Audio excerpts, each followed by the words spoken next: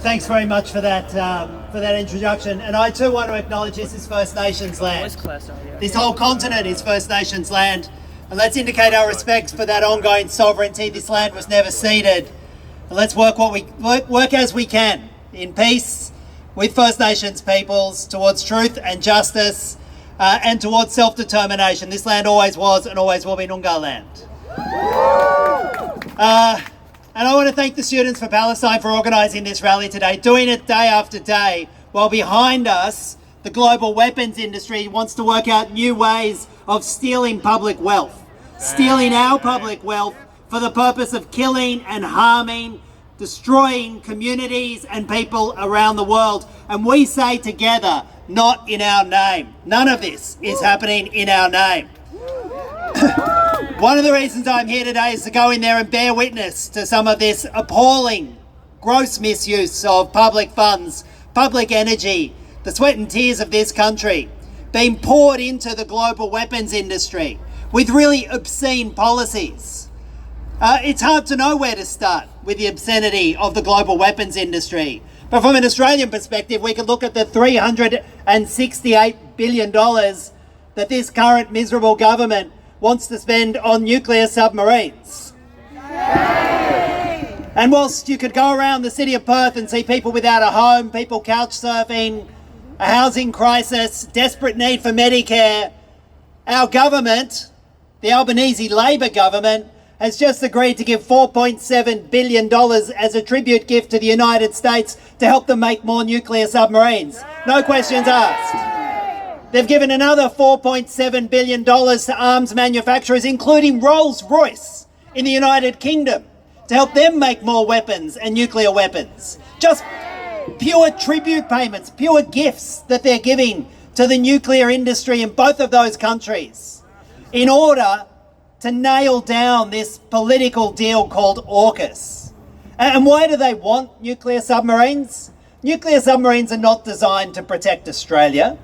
Nuclear submarines are designed to project force thousands and thousands of kilometres from our shore, to sit 12 miles off the coast of China, to threaten them thousands and thousands of miles from our shore, to add to instability in our region, to be a direct contributor to more military expenditure in the region.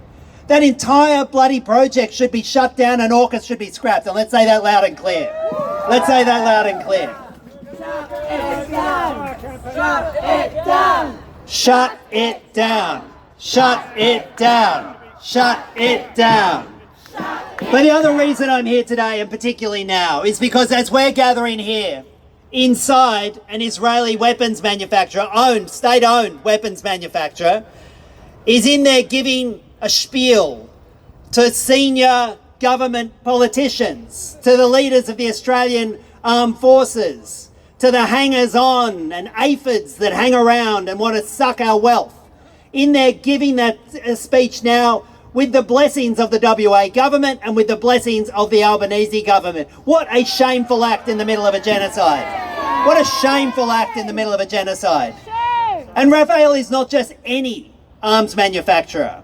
They make a series of particularly vile weapons, and not only do they make them, they sell them to Australia. And the Albanese government has signed fresh contracts with Rafael Systems in the tens of millions of dollars to buy this thing called a Spike 2 missile. And the reason that Rafael landed those contracts with the Australian government is because they said to the Australian government, look, these missiles work. They're very effective. They punch through concrete. They fire off shrapnel. They kill everyone in a 20-metre radius once they punch through a residential building. They say they know that they do that because they've tested them on Palestinians. That's part of their sales pitch. And it's part of their sales pitch in there. They know they work because they continue to, in the middle of an appalling genocide with tens and tens and tens of thousands of Palestinian women and children being killed, and they're in there selling their products to our own government. Not in our name, I say. Not in our name. Not in our name. So I'll give you this commitment. Whilst ever I'm in that place, the federal parliament, I'll represent your voices and your thoughts and a global movement towards peace, and never these merchants of death and arms merchants that are behind us. And if only they were banned from giving donations to political parties. If only it was banned to see people move from senior positions in the bureaucracy into well-paid jobs in these weapons manufacturers.